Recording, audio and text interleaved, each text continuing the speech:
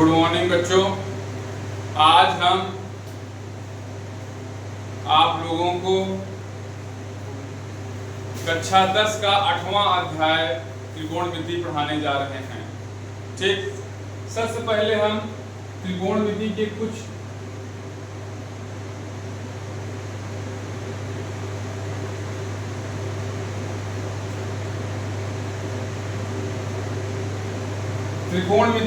Basic point पढ़ेंगे जो सभी लोग ध्यान से समझिएगा। एक एक पॉइंट पर विशेष तौर से अपनी निगाहें बनाकर रखिए ताकि आपको किसी प्रकार की कोई समस्या ना हो। ठीक, त्रिकोणमिति का मतलब ये होता है, ध्यान देना, त्रिकोण, इसका मतलब होता है तीन कोण। क्या होता है? तीन कोण। और मिति का मतलब होता है माप। मतलब हम इस पूरे चैप्टर में तीन कोणों का माप ज्ञात करेंगे।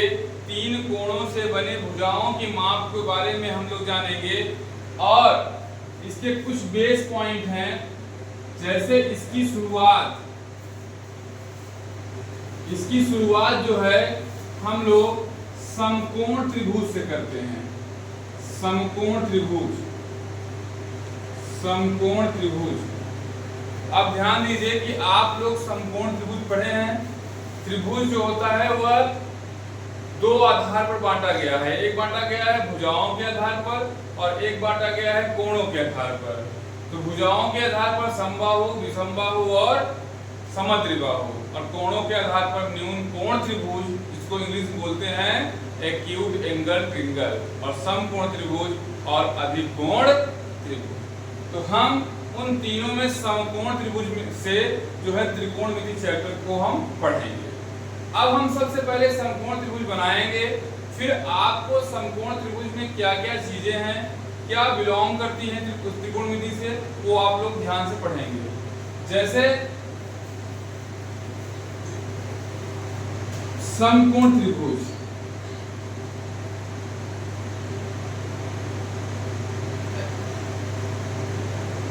सबसे पहले हम समकोण त्रिभुज को बनाएंगे।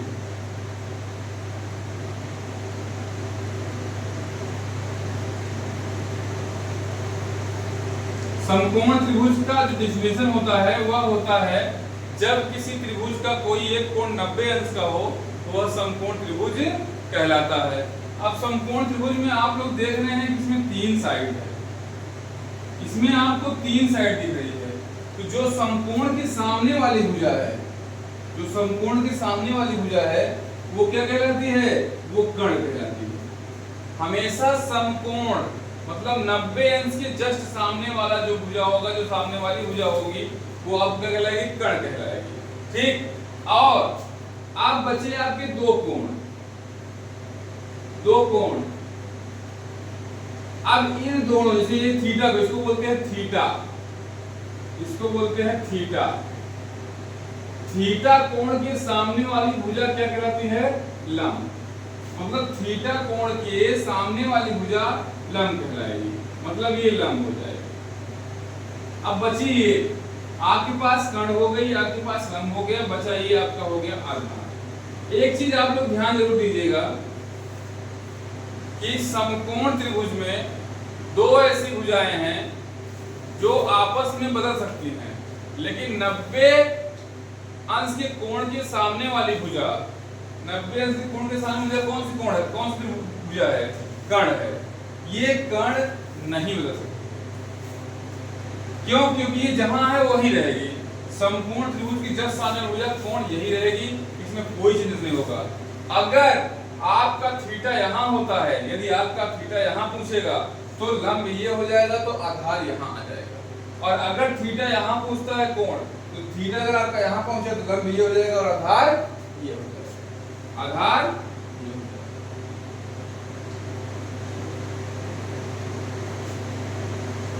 ठीक, अगर एक कोण के लिए, अगर मान लो हम त्रिभुज ऐसे कर रहे हैं ए बी सी, अब ध्यान देना, कहेगा अगर एक कोण के लिए मान पूछेगा, एक कोण के लिए,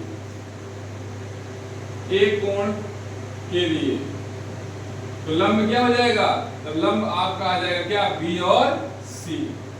ध्यान देना, अगर सी के लिए पूछेगा तो लंब हो जाएगा आपका ए और बी। जो कर्ण है वो आपका साइड जैसे है वैसे ही। अब हम इसके बाद कर्ण, लंब, आधार।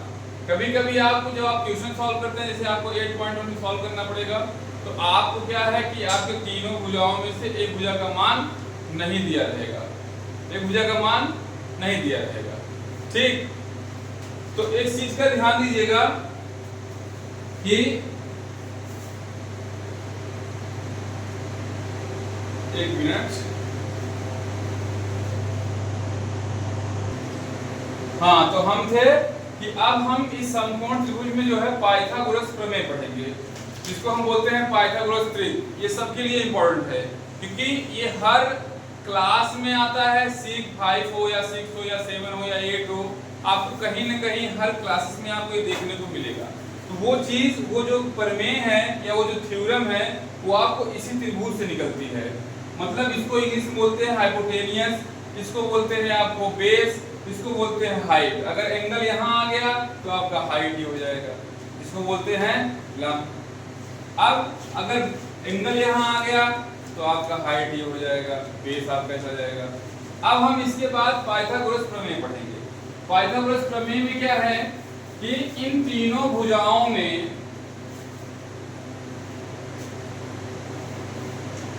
पाइथा प्रमेय, इसमें क्या है, सबसे बड़ी भुजा, सबसे बड़ी भुजा क्या है, कर्ण। सबसे बड़ी भुजा क्या है, कर्ण, जिसको बोलते हैं हाइपोटेनियस। सबसे बड़ी भुजा है कर्ण। जो कर्ण का वर्ग होता है, स्क्वायर ऑफ हाइपोटेनियस, जो कर्ण का वर्ग होता है वह लंब का वर्ग प्लस आधार का वर्ग, इन दोनों के योगफल के बराबर होता है। कौन बराबर होता है, कर्ण।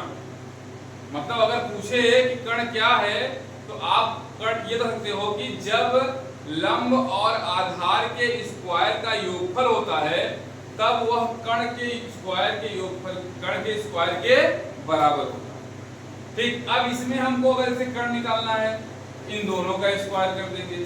अगर हमको लंब निकालना है, मान लीजिए हमको लंब निकालना है, तो जो कर्ण भुजा है सबसे बड़ी, उसके वर्ग में से हम आधार को घटा देंगे।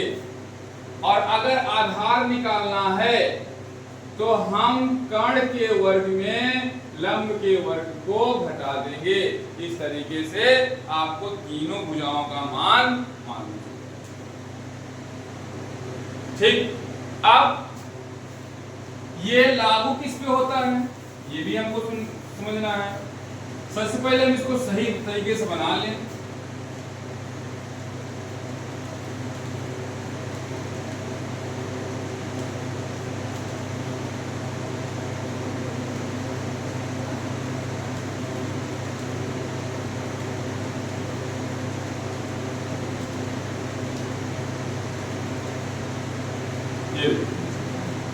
अब हम पढ़ेंगे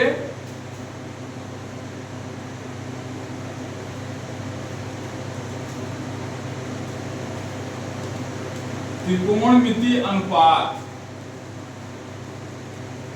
अब त्रिकोणमिति अनुपात से और इससे यह संबंध है कि हम त्रिकोणमिति अनुपात जितने भी होते हैं उसके एक फार्मूला होता है, एक सूत्र होता है, जिससे हम सभी अनुपातों का मान निकालते हैं। जैसे मान लीजिए कि ये त्रिभुज दिया है और उसकी दो साइड दिया है, तीसरी साइड निकालेंगे। निकालने के बाद अगर साइन अनुपात पूछता है, कॉस अनुपात पूछता है, जो भी अनुपात पूछेगा उस अनुपात का मान निकालना पड़ेगा। जैसे मानिए कि अगर कुल मिला के sine, cos, tan, cot, sec and cosec. अब अगर आपका एंगल सी है, सिंगल सी पे थीटा है, तो इस तरीके से sine theta, cos theta, tan theta, cot theta, sec theta and cosec. तो साइन थीटा के लिए हम क्या लिखते हैं, साइन थीटा के लिए लिखते हैं लंब बटे कर्ण, लंब बटे कर्ण।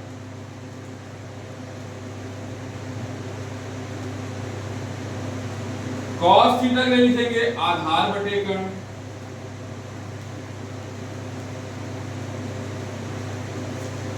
उसके बाद tan थीटा के लिए लिखेंगे लंब बटे कर्ण, cot थीटा के लिए लिखेंगे लंब बटे आधार, cot थीटा के लिए लिखेंगे उल्टा आधार बटे लंब, और इसके लिखेंगे कर्ण बटे आधार, और इसके लिखेंगे कर्ण बटे लंब। ये होता है 6 अनुपातों का फार्मूला। जैसे मान लीजिए अगर इसका 2 है, इसका 3 है, अब पूछा कि tan थीटा का मान क्या होगा, 2/3, क्योंकि लंब क्या है, 2 है, आधार क्या है। अब इसको याद करने का तरीका ये है कि ध्यान दीजिएगा, पहले हम ये देखेंगे कि साइन होता है, साइन का उल्टा होता है कोसेक, और कोसेक का उल्टा होता है साइन। मतलब हम ये कह सकते हैं कि यदि साइन थीटा का मान 1/2 है और आपसे पूछ ले कि कोसेक थीटा का मान क्या होगा, जस्ट अपोजिट टू, उल्टा। क्यों? क्योंकि साइन का उल्टा कोसेक होता है, कोसेक का उल्टा साइन होता है। हम ये कह सकते हैं कि साइन और कॉस एक दूसरे के अपोजिट है। उसी प्रकार कॉस का उल्टा होता है सेक, और सेक का उल्टा होता है, उसी प्रकार tan का उल्टा होता है cot, और cot का उल्टा होता है tan। मतलब अगर tan का मान 10/20 है तो cot का मान 20/10, उल्टा। ये 6 अनुपात। और इसको याद करने का तरीका सबसे सरल ये है, आप क्या करते हो कि लाल बटे कक्का, जो हर अध्यापक आपको सिखाता है, ऊपर आपका साइन कॉस tan, इस तरीके से आपको आना है।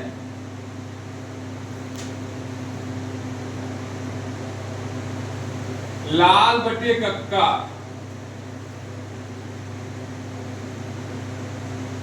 अब ऊपर में आपका आएगा साइन कॉस tan, नीचे आएगा आपका कॉट सेक कोसेक, और ये सीरीज चलती है ऐसे। मतलब अगर साइन का पूछ ले तो लंब बटे कर्ण, और साइन का उल्टा क्या होता है, कोसेक। तो कोसेक क्या हो जाएगा, कोसेक बटे साइन, सॉरी कर्ण बटे लंब। मतलब साइन का उल्टा कोसेक, अगर साइन की वैल्यू है L फॉर लंब, लंब बटे कर्ण, तो कोसेक का हो जाएगा कर्ण बटे, कॉस का हो जाएगा आधार बटे कर्ण, तो इसका हो जाएगा सेक का कर्ण बटे आधार, tan का हो जाएगा लंब बटे आधार, तो cot का हो जाएगा आधार बटे। तो ये त्रिकोणमिति के कुछ शुरुआती आपको विशेष बेसिक पॉइंट थे जो मैंने आपको अच्छे से समझा दिया। अगर आपको किसी प्रकार की कोई समस्या हो रही है, इस वीडियो को बार बार देखें तो आपको चीजें क्लियर हो जाएंगी। ठीक, अब हम अगले वीडियो में आपको 8.1 लेकर आएंगे, जिसमें कक्षा 10 के अभ्यास प्रश्न 8.1 के कुछ क्वेश्चन सॉल्व कराएंगे, और इस तरीके से आपके कोर्स पर हम विशेष तौर से ध्यान देंगे। Thank you.